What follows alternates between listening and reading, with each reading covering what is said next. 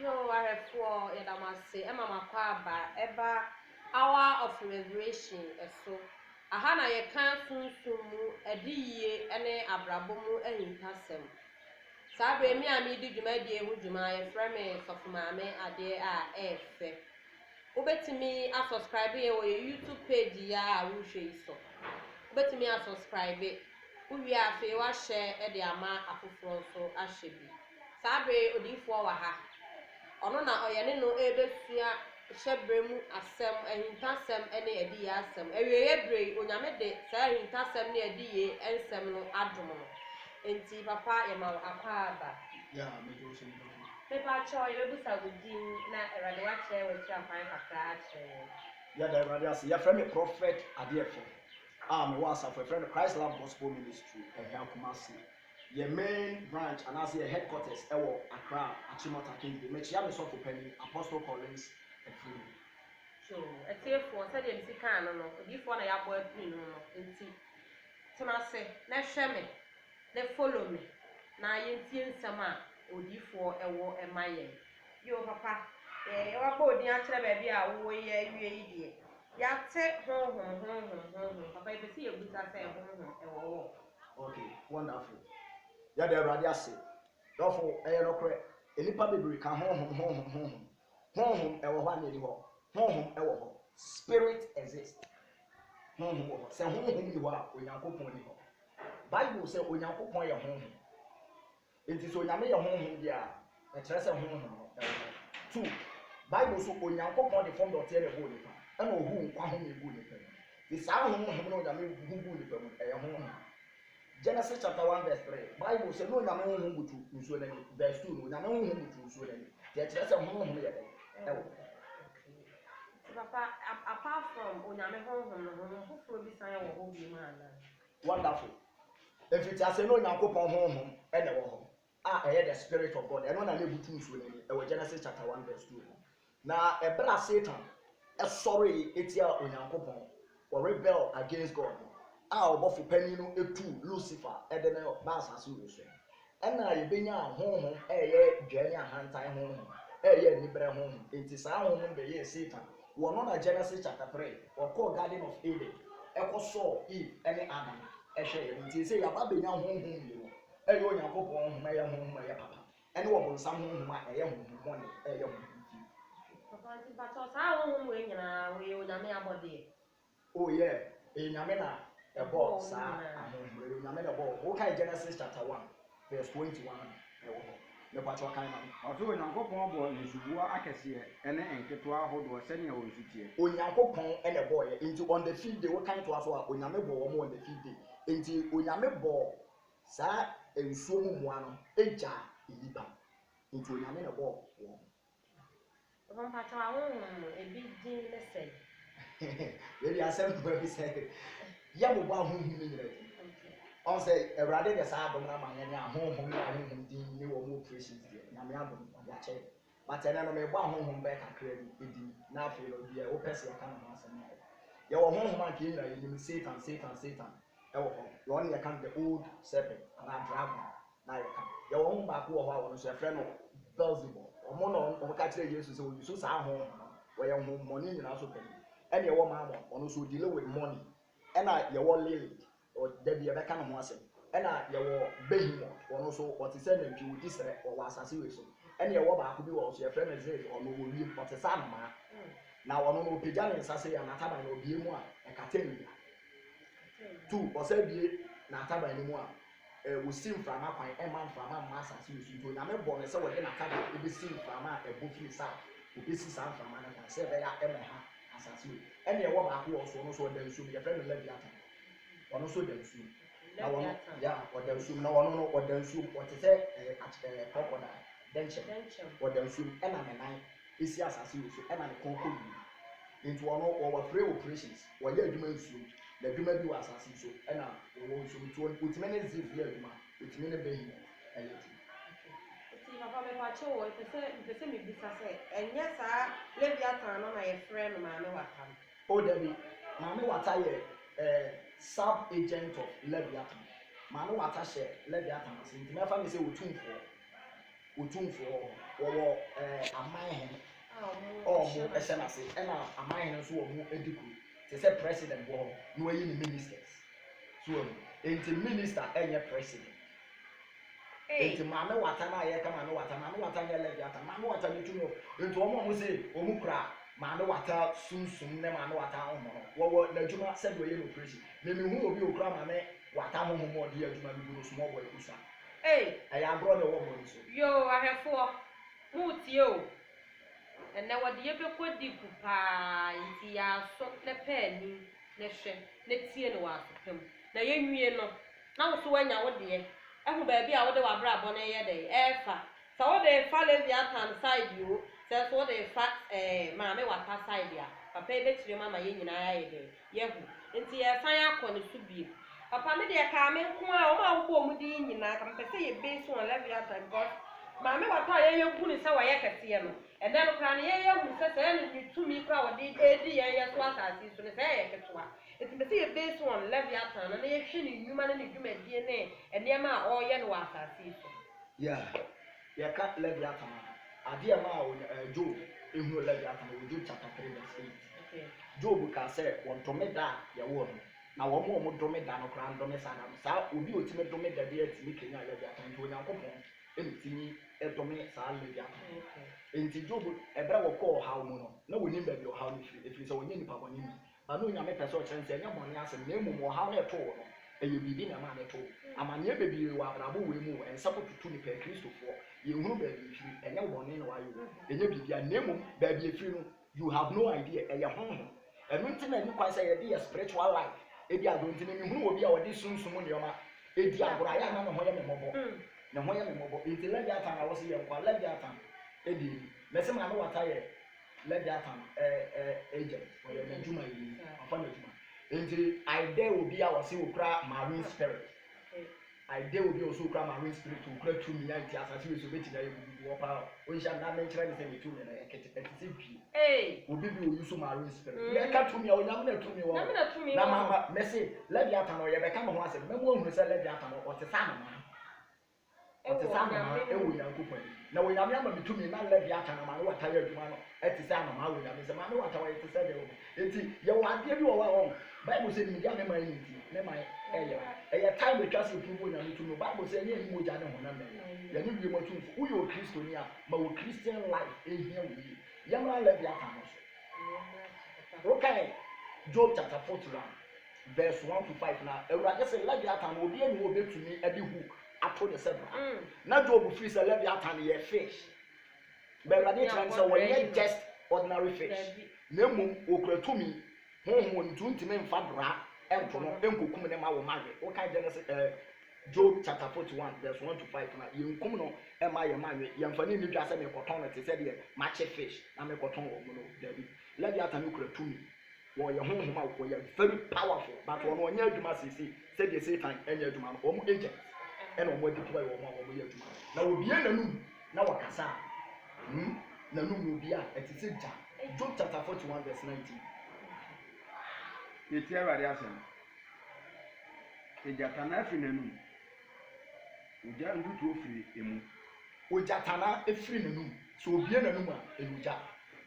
na ogya tutu efiri n'anum wokan verse 18 no kora so wɔka kyerɛ sɛ ne hwene mu sɛ ne hwene mu wɔyɛ 18 ohwin sɛ ne hwene mu ne te sɛ gya ɛte sɛ light so nti wɔnyɛ ordinary adeɛ bi a ɛde ne bi agorɔ sa wɔakɔbɔ ne dwi dabi tumi wɔ hɔ honhom wɔ yase nti saa nneɛma wei no nti na ɔho ɛde nti na nsuo tɔ na egya ɛne nsuo no mu na ɛhyɛ ɛno na ɛkyerɛ wo sɛ honhom wɔ wiase o wɔn ti sɛ dun tɛ da sɛ sɛ ngana nsuo tɔ na egya ɛde wo ntu firi sɛ science fɔ mɛka nkyerɛ yɛ sɛ nsuo tɔ a egya tumi yɛ na yɛnyɛ bi ɛyɛ honhom asɛm but Ghana ha ne wiase no wo ka honhom asɛm a na nipa didi agɔ tie no ma mɛka nkyerɛ sɛ wonim sunsum asɛm ama wɔn nim sunsum na wɔn ti sunsum asɛm no mɛkasa na ɛyɛ din na yɛn so na Awurade de saa dom no ama yɛ ka sunsum asɛm yɛ tumra yɛ kyerɛ sie yɛtumra yɛ kyerɛ sie nti Leviathan saa na n'adwuma teɛ wɔyɛ very powerful but onyame ama yɛ tumi wɔte saa no ma wɔ nyame nsɛm adeɛ a ɛyɛ nkranhyɛ ɛma nipa ma menka wɔ saa aboa no nso so wɔma ne ho so a abrɛmpɔn ɛyɛ mu hyehyɛ wɔn ɔtarefai mighty men 41 verse 25. Job 41 verse 25. Ɔse sɛ ɔma ne ho so a Sɛ ɔma ne ho so a ɛtumfoɔ ho ɛtumfoɔ ho popo na saa ehuma wɔ n'ani so saa aboa ɛyɛ Leviathan honhom the spirit of Leviathan sɛ kenya ne ho a ɛtumfoɔ abrɛmpɔn president ɔmo ho popo na ehu ebu nipa. Me pacho me pese me bisa question bi wa ha o. No say ya we bi abesensen wi ma ya kan ye nyina gidifo ye nyina kan ya hyedem. Enti no se de wo si kan say aboa no kanya ne ho abrempon na ya titire president fo nyina timi hyedem no. Kamia ye say sa ya de ya abesensen wi mu no. Ye sa aboa ni possession ni bi ana papa me pacho pese wo chire mu kakra. Mame na me se coronavirus. Me ka wa se be fi say on say Erade eka bi kura choro beka bi adu kan aka ntini na se e ahode le tai ye papa me chi no ba batu ni Ghana ha ye nsusu njaje ni pa ho na nsusu kan se unim nsusu ma asema eye yo me se sa aboa honhom se kenya ne ho abrempon ho enya na president for omu ho de economy omu ye nipa na hihye de yo ye be ma me ehu aka nipa me se coronavirus no wo mu hwehwe mu no o mo de baba besi asem a prophet Emmanuel Mackenzie wa eka ye no so se the source no efripum na efripum a epumu hene no epumu pani no woni ne Leviathan nti coronavirus ene yare a eboni pamu ne o me eboni pamu no ne sources ni bebre efripum a e connected to Leviathan nti coronavirus no Leviathan has a connection with coronavirus but wo be kan ebe ye nsem be nti no woni ye be pebre ye akan no ho ase Mate papa ahwefo ade na ne yesua no se me di kan ka kire mo se de ehintasem edi ye nsem wo ni mu no se na ka ani ani kakra ikura na yesua no tumi hu se utu de no kura wo hwe no wabo enti papa be pa che wo say it means like ye wo nyame honhom na ye wo san kofo we mo honhom ye wo nipa bi wo wiase a san honhom we bi edi wo mo so ana yeah me da say spirit of Leviathan ye adwuma na ye adwuma so a ye nipa na be fefere say honhom bi abetini ye adwuma a epusese wo either say nipa aboa emia ensuo ne san na sa spirit of Leviathan onu so timi possess nipa emfa ho ne say mind you Judas Iscariot Satan ewura no ma ni ko ni Yesu ye wo nipa bebere wo ho a wo ja ne mabubo mu di babubo mu di he wonim mabubo di wonim ye wa ha na obi ko tena TV so any radio so bobo papa wo de wonim meba bobo atro adifo edi enti e tira se yom so ye betumi abobo atro akonfo papa ye bebo atro malanfo atro abosonsonfo ye betumi yanso betumi expose the dark kingdom no yanso betumi expose wo mo so ya atro ewu hwe wo mo ye ndadaafo adenti na wo mo ani esa Kristo som sa na Leviathan wo ye naduma enti akonya be mo ye bebubo mu di ebi ye asofo papa ye wo de ye fa e no ne mpo se ho mame mo nipa ba ku eno de ma ne mpo so ye bre ni ma ne mpo so nyame boa that's na ye bebo sa edin no so de ene de wo mni ebi ya sofo ebi ya politician ebi timi ya president ebi kura position a eye position akese na wo mo nso wo sika wo mo sika because Leviathan in ni no eye enlightenment eye sign of illumination eno na ebre di ekire no end time onyankopon be kum aboa no be slene no wo Isaiah chapter 27 verse 1 onyankopon be kum okuna wo de be ye aduane ama hotefu adi enti Leviathan onyame botaye wo de ball tu so no say adewi ase be kwa wiye no wo de no be ye aduane ama ahotefu adi na saa aduane na ye bedi no eno de be bie ye ni ebe ma ye ntiase enti nyoma bi wo wa ye ntiase wo abrabo mu ne unim de nti a wo bere wo ntiase unim de nti o ye adwuma ni ye wo ntiase unim de nti o ware ana go ntiase unim de nti o nyame wo ho obi krase nyame wo nyame ni ho unim se de wi ase fa so bai unim ho ntiase ada ewi ase be kwa wiye a ye be ko heaven no ye be di Leviathan nam ye di ni nam wi a ye ni be di ti papa ye di bitini atana se ya kopum se nyame be ba ne ye hawo ne ama ne ye da so ye nya enti e kire se wo how to wa ye be she da ba wa ya ni pa so fa wo how to wa susu fa hye adum ene adan ebi wo ho na wo sunsumu implications enti e kire se ye wo no ma bi wo ho a yintimenti ase kopim se ewi ase be ko de ahefo se me di kan ka kire mu me di kan ka mu nsem bebre kire mu sɛ nneɛma nyame bɛfa papa no so abɛkyerɛkyerɛ yɛn sɛ wonya adagye na wohwɛ bi a ɛbɛyɛ nhyira ama nti wogu so a wohwɛ yɛn a wodeɛ me sɛ subscribe yɛn na like yɛn page sɛ wɔ sɛ wɔbɛbobɔ wɔ mu din o YouTube page no subscribe bi ma yɛn why subscribe bi ma yɛn subscribe ma yɛn na like afei share ma afoforo bɔ wo nua bi amaneɛ